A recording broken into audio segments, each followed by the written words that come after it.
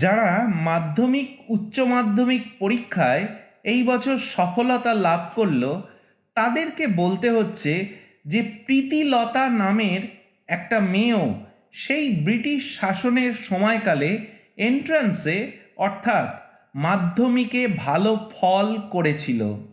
উচ্চ মাধ্যমিকে মেয়েদের মধ্যে প্রথম আর সব ছেলে ও মেয়েদের মধ্যে পঞ্চম হয়েছিল প্রীতিলতা ওয়াদেদার। বৃত্তি পেয়েছিল ৮০ টাকা। চট্টগ্রাম ও ঢাকায় পড়াশোনা শেষ করে কলকাতার বেথুন কলেজে ভর্তি হয়ে সেখান থেকে বিএ পাশ করেন প্রীতিলতা ওয়াদেদার। কিন্তু রেজাল্ট পাননি, শংসাপত্র পাননি। চট্টগ্রামে ফিরে গিয়ে শিক্ষকতা শুরু করেন। প্রীতিলতা ওয়াদেদার জন্মগ্রহণ করেন ৫ মে ১৯১১ খ্রিস্টাব্দে। তিনি কম বয়স থেকে লাঠি ছোড়া চালাতে জানতেন কিভাবে দলকে নেতৃত্ব দিতে হয়। বহুল তাঁর বিপ্লবী জীবন।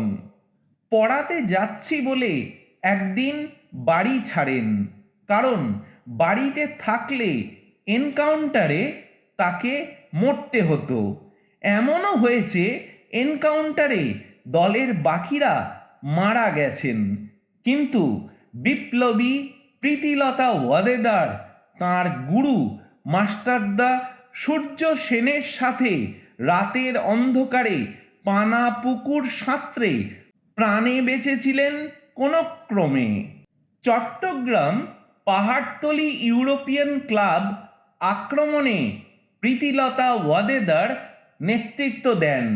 তারপর পটাশিয়াম সায়ানাইড ক্যাপসুল মুখে ভরে নেন এবং সাথে সাথেই মৃত্যুর কোলে তিনি ঢলে পড়েন বন্দে মাতারাম ধ্বনি আওড়ে। দিনটা ছিল ২৪ সেপ্টেম্বর ১৯৩২ খ্রিস্টাব্দ। প্রীতিলতার বন্ধু কল্পনা দত্ত লিখেছিলেন, নিরীহ জীব মারতে পারত না প্রীতি, কিন্তু স্বাধীনতার জন্য প্রাণ দিতে বা নিতে সে সদা প্রস্তুত ছিল। অজ্ঞাতবাস থেকে মাকে প্রীতিলতা লিখেছিলেন, দেশ স্বাধীন করার জন্য এখনো কোনো কন্যাই প্রাণ দেয়নি। তাদের অনুপ্রেরণা দিতেই দরকার হলে তাকে মৃত্যুবরণ অবধি করতে হবে। স্নাতক হওয়ার ৮০ বছর পর বেথুন কলেজ তাঁকে মরণোত্তর ডিগ্রি প্রদান করে। ভালো ছাত্র বা ছাত্রী হওয়া মানেই দেশ দশ সম্পর্কে উদাসীন হওয়া নয়, আত্মকেন্দ্রিক হওয়া নয়, স্বার্থপর প্যাকেজ লোভী কর্পোরেট গরিবের পকেট কাটা ডাক্তার হওয়া নয়। ভালো ছাত্রছাত্রীদের দায়িত্ব সমাজের প্রতি অনেক বেশি। তার দৃষ্টি, তার লক্ষ্য প্রসারিত এবং বড় হওয়া উচিত উন্মুক্ত।